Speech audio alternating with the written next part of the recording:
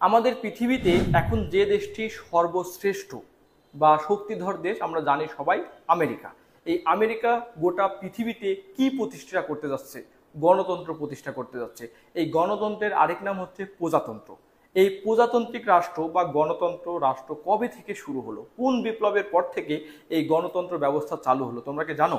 নিশ্চয়ই তোমাদের মনে পড়তেছে এখন এই কথা শুনে যে এই গণতান্ত্রিক রাষ্ট্র তো চালু হলো একটা বিপ্লবের মাধ্যমে। সেই বিপ্লবের নামটা কি?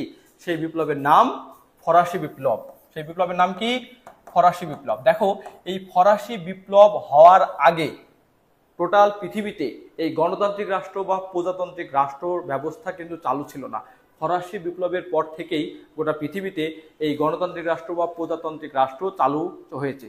ঠিক আছে, তাহলে এই ফরাসি বিপ্লবটা কি? আজকে আমরা এই ফরাসি বিপ্লবের নাড়িভুড়ি সম্পর্কে জানার চেষ্টা করব। চলো, ফরাসি বিপ্লব, তাহলে ফরাসি বিপ্লব নামটা কেন হলো আগে এটা আমরা জানি। বলতো কাদেরকে ফরাসি বলা হয়?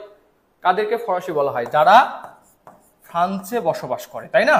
যারা ফ্রান্সের নাগরিক বা ফ্রান্সে বসবাস করে, যারা ফ্রান্সের নাগরিক তারা হচ্ছে ফরাসি। আমরা বলে থাকি ফ্রান্সের নাগরিককে ফরাসি বলে থাকি।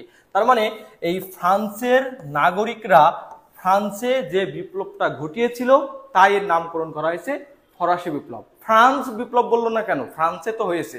ফ্রান্স বিপ্লব বললো না কেন? কারণ ফ্রান্স নিজে নিজে তো আর বিপ্লব ঘটায়নি, ফ্রান্সের নাগরিকরা বিপ্লব ঘটিয়েছে। আর ফ্রান্সের নাগরিককে বলা হয় ফরাসি।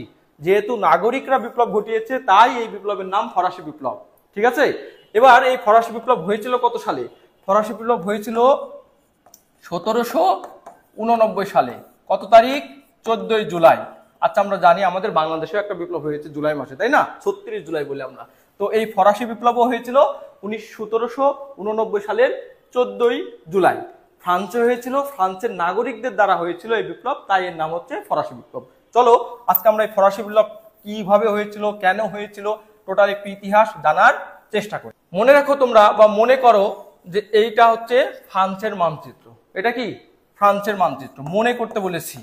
ঠিক আছে, মনে করো এটা ফ্রান্সের মানচিত্র।